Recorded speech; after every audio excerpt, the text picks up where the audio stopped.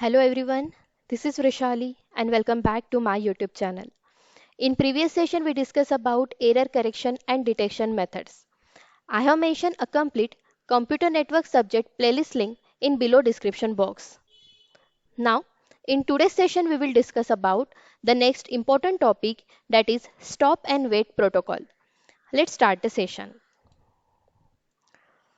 At the end of this session, you should learn about stop and wait protocol, their working and their advantages and disadvantages. At the end, we will discuss some question bank. Now, the first point is what exactly stop and wait protocol. In previous session, we discussed about OSI model. So, this stop and wait protocol used in data link layer and transport layer of OSI model. They perform the connection oriented communication. Means by using stop and wait protocol, there is a guarantee that receiver received a accurate information that sender want to send. Then this stop and wait protocol also act as a error and flow control protocol. It means that they maintain the proper communication flow between sender and the receiver. And they also ensure that there is no error have occurred between the communication of sender and the receiver. This stop and wait protocol is a type of sliding window protocol and it is based on the half duplex mode. Means they perform either sending operation or receiving operation. They perform any one operation at a time. So this is the basic information of stop and wait protocol. Now let's discuss the working of stop and wait protocol. See here in this diagram. This is the basic structure of stop and wait protocol. One side there is a sender, another side there is a receiver. Suppose this sender want to send this frame like 0, 1, 2 to the receiver sequentially. Okay. Now first sender send frame 0 to the receiver. Okay. Receiver received those frame and send acknowledgement to the sender. So this is called as waiting period. Okay. This is a waiting period of sender. Now, after getting acknowledgement, only then they send next frame to the receiver, that is frame 1. So, receiver received frame 1 and after received, they send acknowledgement to the sender that they received frame correctly. So, this is called as waiting state. Again, after getting acknowledgement, sender send frame 2 to the receiver. Receiver received frame 2 and send acknowledgement to the sender. So this process is continue until all packets are sent. And this is called as flow, communication flow between sender and receiver. So basically, in stop and wait protocol, sender will not send second packet without receiving the acknowledgement. If they receive acknowledgement, then they only send next packet. That's why they maintain the error-free communication between sender and the receiver. So this is the working of stop and wait protocol. Now, what are the advantages of stop and wait protocol? The first main advantage is their simplicity. This protocol is very easy to implement and they provide the basic communication between sender and receiver. That sender send the data, receiver receive data and receiver again send acknowledgement to the sender. And after getting acknowledgement, sender again send data to the receiver. So there is a basic communication system.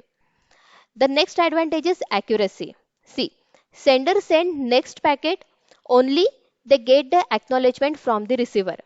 That's why there is a less chance of packet lost or data lost. The next advantage is flow control. See, all the data have sent sequentially from sender to receiver. Means there is a proper flow communication between sender and the receiver. Next one is error control. Sometimes what happen? Sender send data to the receiver, receiver send acknowledgement, but this acknowledgement get to the sender in out of time period because there is a proper time for sending information and receiving information. So sometimes sender didn't get the acknowledgement within time period. So they retransmit those previous frame again to the receiver. So they maintain the error free communication. And last one is the efficiency. See, This protocol mainly used in local area network because their area is in small size. They perform efficiently when distance between sender and receiver is decrease, okay? And their efficiencies increase when size of data packet is increase. So these are the advantages of stop and wait protocol. Now, the next important point is disadvantages of stop and wait protocol. The first disadvantage is lost data. See here in this diagram, there is a sender, another one is receiver. Sender send data to the receiver, okay? But in between that, this data get lost due to some noise error or some environmental error. Means receiver didn't receive those data. That's why they didn't send acknowledgement to the sender.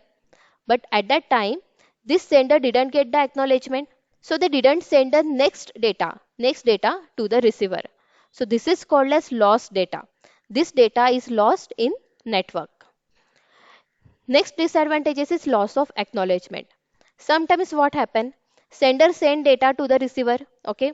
Receiver receives those data and receiver send acknowledgement to the sender.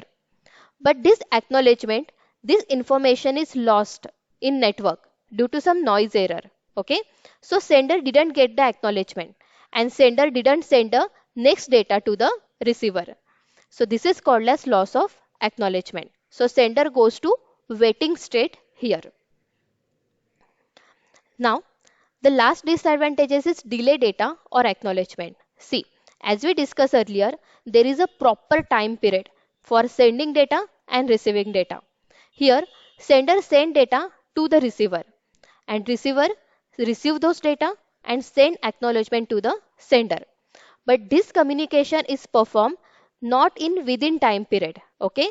Suppose they require 10 minutes for communication purpose, but now they require 20 minutes for this communication purpose due to some network error. Okay. So at that time what happened? Sender get the acknowledgement not in within time period. So sender retransmit those data again to the receiver. Okay. For error free communication. So this is called as delay data or acknowledgement. This process is not performed within a time period. Now, for exam point of view, explain stop and wait protocol with diagram. Here you have to explain their working with diagram and some any two advantages or disadvantages for 6 marks. So this is all about stop and wait protocol. Thank you. Keep learning.